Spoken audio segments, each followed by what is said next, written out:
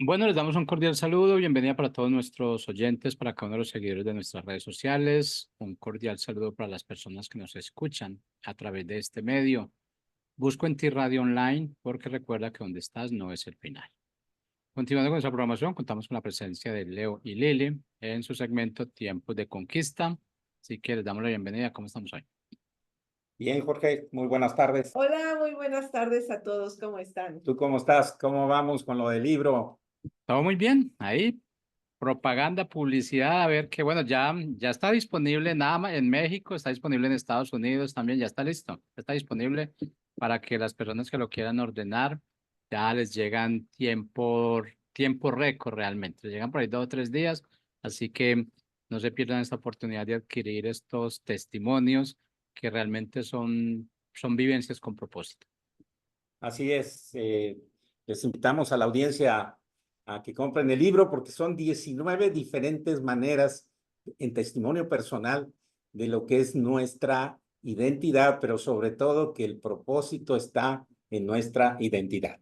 Así es que los invitamos, hay mucha bendición, para nosotros fue de gran bendición participar y también seguramente será para ustedes. Bueno, pues bienvenidos a Tiempos de Conquista, porque al que cree, todo le es posible conquistar. La semana pasada estuvimos viendo la vida de Josué, desde que aparece en la batalla con los amalecitas hasta donde Dios le pide varias veces que se esfuerce y sea valiente. Esto está en el capítulo 1 de Josué. Comentamos que el esfuerzo trae éxito, es decir, que prospera nuestro camino y todo nos saldrá bien. La pregunta es, ¿en qué áreas debemos esforzarnos y ser valientes? Dios le pidió 4 tipos de esfuerzo a Josué, que también nos pide a nosotros estos mismos esfuerzos. En el versículo 6 vemos que debemos esforzarnos y ser valientes en repartir la tierra, le decía a él, esa facultad le dio a él y a nosotros también. Esto quiere decir que damos de gracia lo que recibimos de gracia. Tenemos que ser generosos con lo que Dios nos da para repartir. Esto es principalmente compartir la palabra con otros. La tierra es el terreno fértil que recibe la semilla. Sabemos que Jesús es el sembrador y nosotros somos los labradores. Así es que debemos obedecer a este primer esfuérzate y sé valiente. El segundo que vemos está en el versículo 7. Esforzados y ser muy valientes. Aquí establece el muy valientes en poner atención en obedecer lo que se nos enseña en la palabra de Dios. En el versículo 8 continúa diciendo y reafirmando este versículo porque nos da una instrucción. Dice, nunca se apartará de tu boca este libro de la ley. Es una instrucción de que debemos hablar nosotros con la palabra de Dios. También nos menciona 2 acciones que debemos hacer, meditar y obedecer. No solo se queda en meditar, reflexionar la palabra, sino ponerla por obra. No solo somos oidores, sino hacedores de la palabra. 2 tiempos, dice día y noche, en todo tiempo. 2 consecuencias, prosperar tu camino y todo te saldrá bien. La tercera vez que le dice en el capítulo 1 está en el versículo 9 y dice que nos debemos esforzar y ser valientes y le dice que no tema ni desmayes. Hay algo que puso Dios en mi corazón y al estar leyendo es impresionante cuando le dice, nadie te podrá hacer frente. Y despuesito le dice, no te dejaré ni te desampararé. Es lo que nos dice a nosotros también. Nosotros debemos tomar esta palabra para nuestra vida. No debemos ser miedosos ante las adversidades o retos que nos presenta la vida. Ya lo había dicho Dios, como les dije en el versículo 5. Especialmente aplica en no tener temor de compartir lo que Dios es y lo que Dios hace y hará en nosotros. Tenemos que ser valientes para hacerlo. No debemos ser cristianos de la secreta, somos cristianos que damos testimonio con nuestra boca y con nuestra vida hacia otros. Y la cuarta está en el versículo 18, dice, esforcémonos y seamos valientes en hacer cumplir la obediencia a Dios en nosotros. Esto es que sea visible a otros, es dar testimonio a todos, a todas las personas que Dios ha puesto bajo nuestra responsabilidad o cargo. Principalmente estamos hablando de la familia y decíamos algo que todavía no nos vamos a tratar en este programa. Hay una frase que dijo Josué y que todos sabemos: yo y mi casa serviremos al Señor. Hoy vamos a seguir hablando de lo que mandó Dios que hiciera Josué con el pueblo de Israel. El tema de hoy lo hemos llamado conquistando con su presencia. Con su presencia.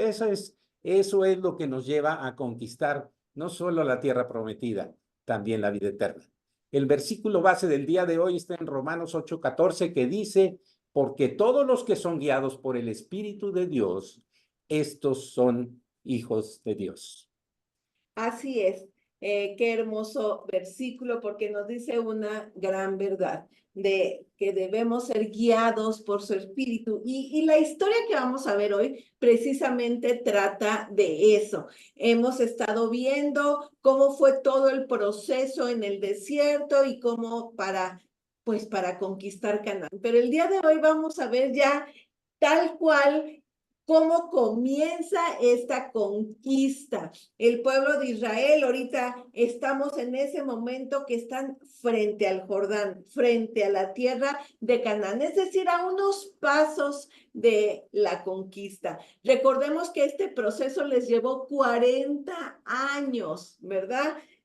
Ahorita lo decimos fácil, pero imagínense todos los días, ¿verdad? En el desierto durante 40 años debió haber sido algo muy difícil, pero pues pasó una generación y aquí ya está otra generación justo enfrente del Jordán, de la tierra que Dios les había prometido dar. Pero ¿qué pasa, no? Un obstáculo, el río Jordán. Recordemos cómo precisamente hacía 40 años atrás habían tenido otro gran obstáculo que había sido el Mar Rojo. Ellos, como sabemos, batallaron mucho para salir de Egipto con todas las trabas que puso Faraón, pero ya cuando salen se enfrentan al Mar Rojo. Sabemos todos lo que pasó. Dios abrió el mar y ellos pudieron pasar en seco. Pasan 40 años y ahora están justo en ese lugar para ya entrar a la tierra y es enfrente del Jordán. Pero ahora un río.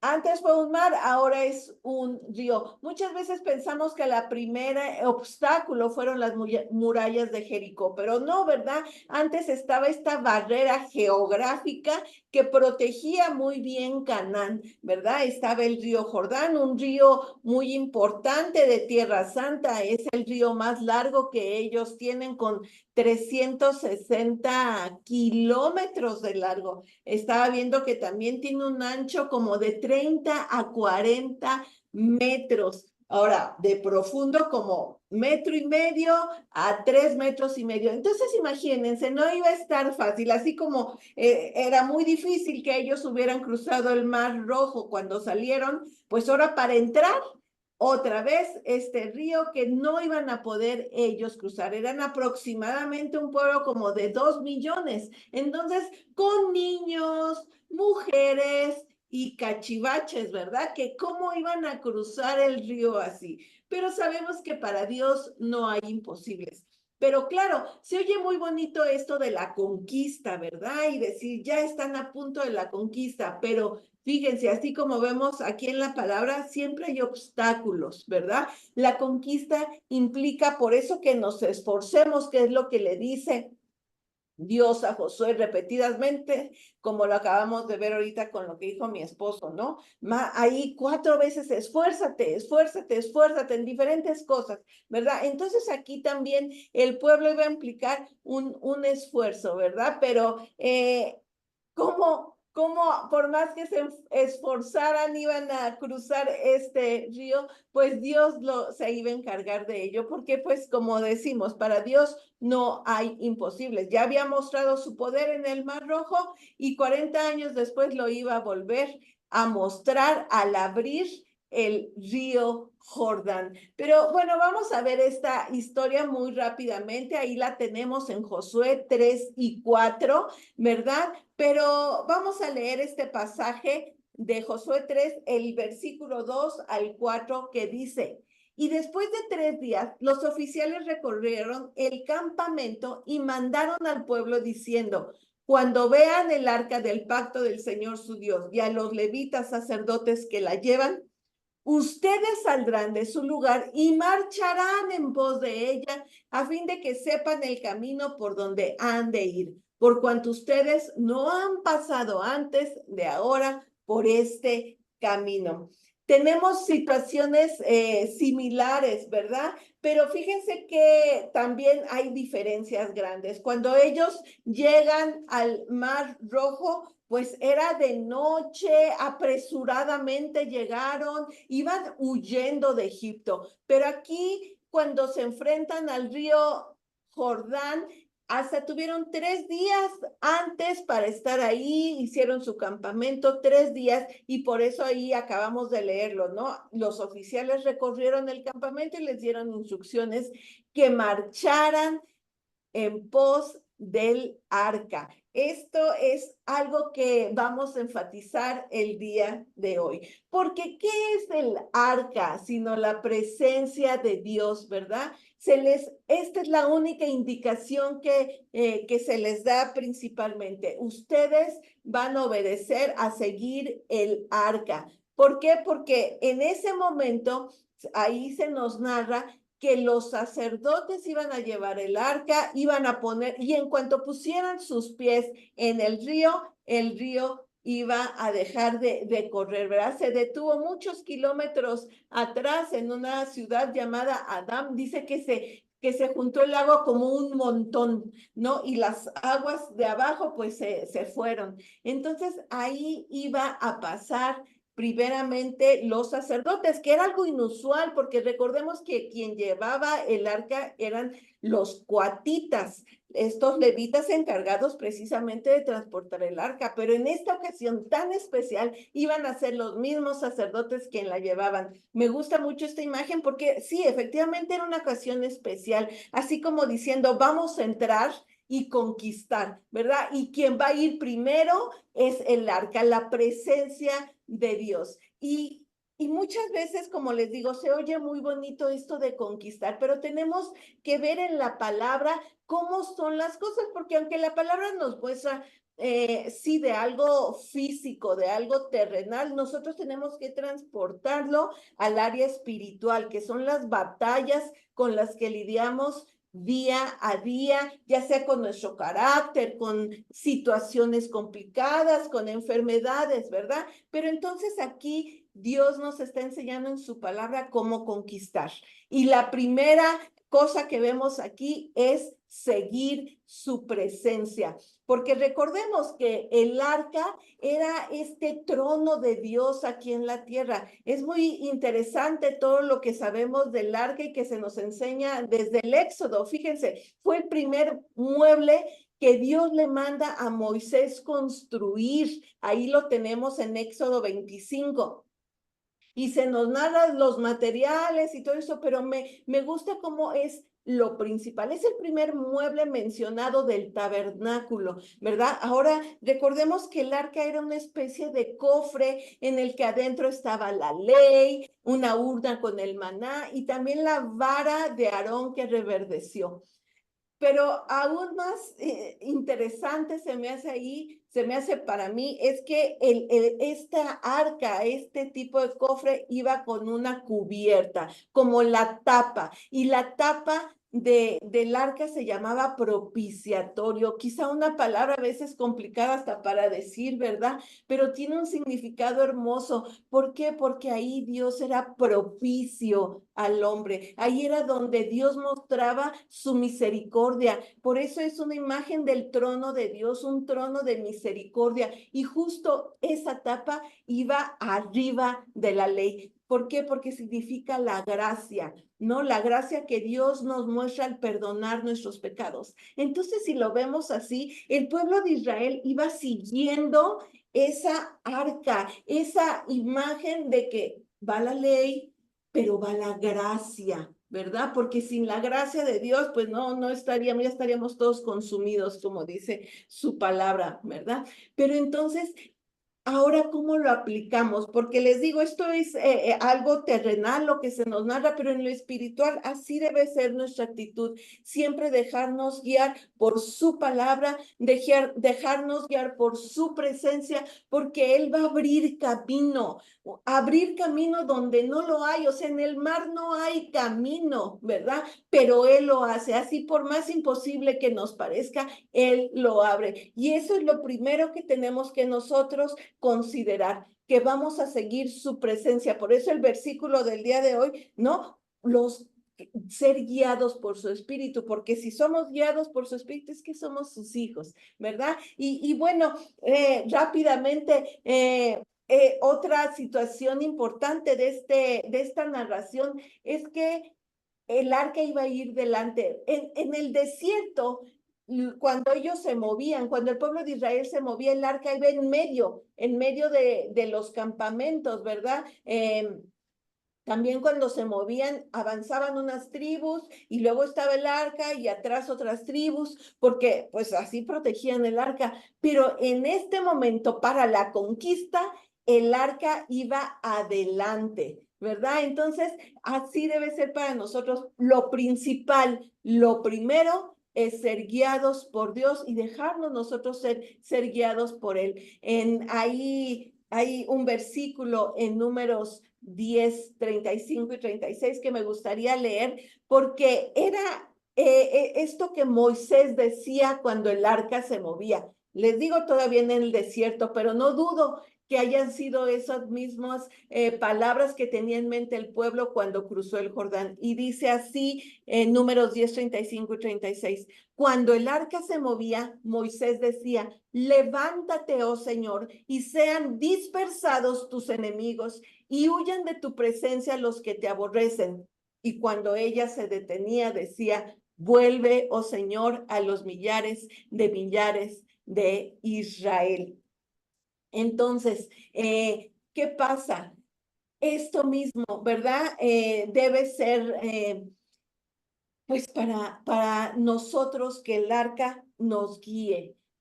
¿Por qué? Porque, como dice aquí este versículo que acabamos de leer, porque los enemigos se dispersan ante la presencia de Dios.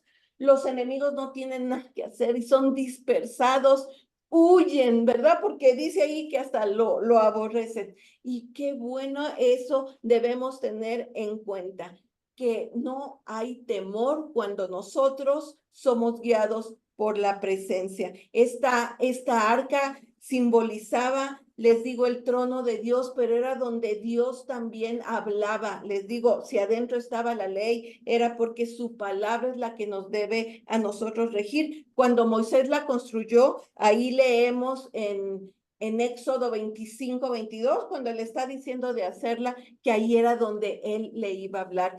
Éxodo 25, 22 dice: y de allí me declararé a ti y hablaré contigo sobre el propiciatorio, de entre los dos querubines que están sobre el arca del testimonio, todo lo que yo te mandare para los hijos de Israel. Y así debe ser para nosotros ahora, que su presencia sea ese lugar donde Dios nos habla y nos muestra, nos señala el camino y todo lo que debemos hacer.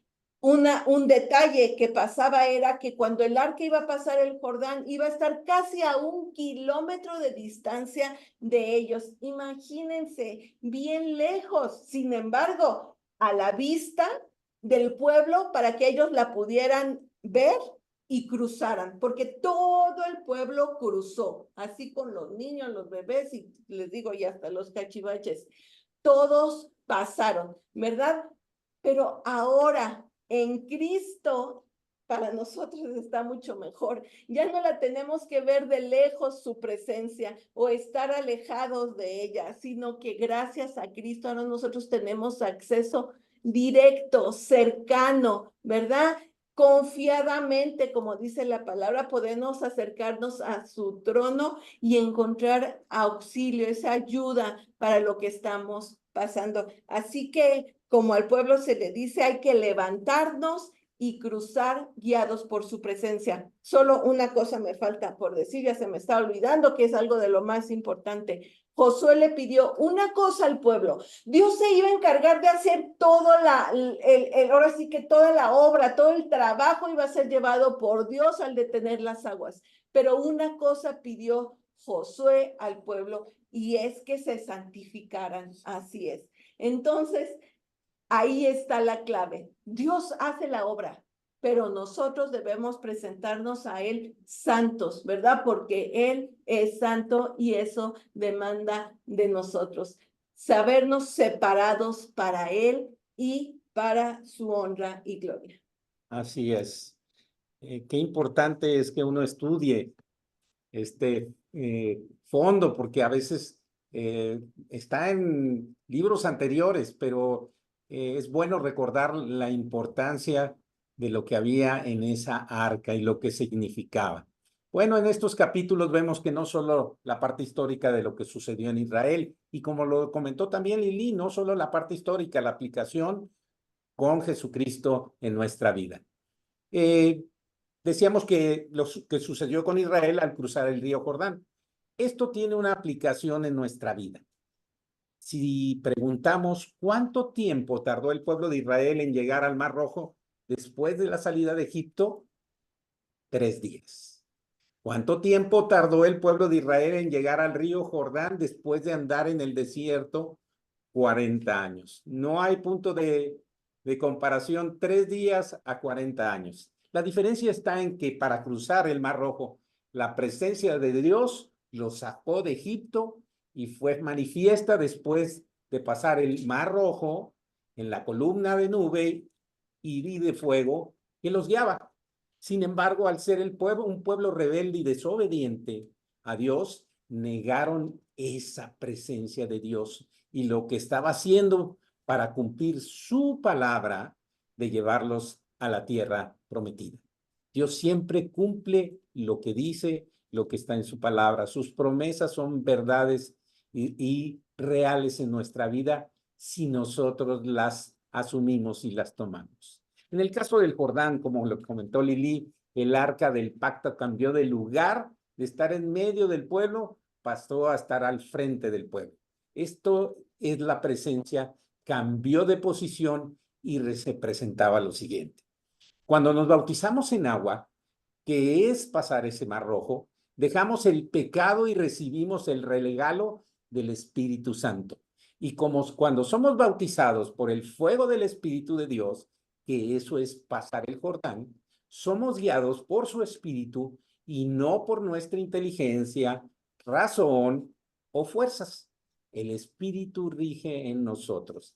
Hechos 2:38 dice, Pedro compartía y decía, arrepiéntanse y bautícense cada uno de ustedes en el nombre del Señor Jesucristo para perdón de los pecados. Y dice después, y recibirán el don del Espíritu Santo. Recibimos el don del Espíritu Santo cuando nos bautizamos, nos arrepentimos y nos bautizamos.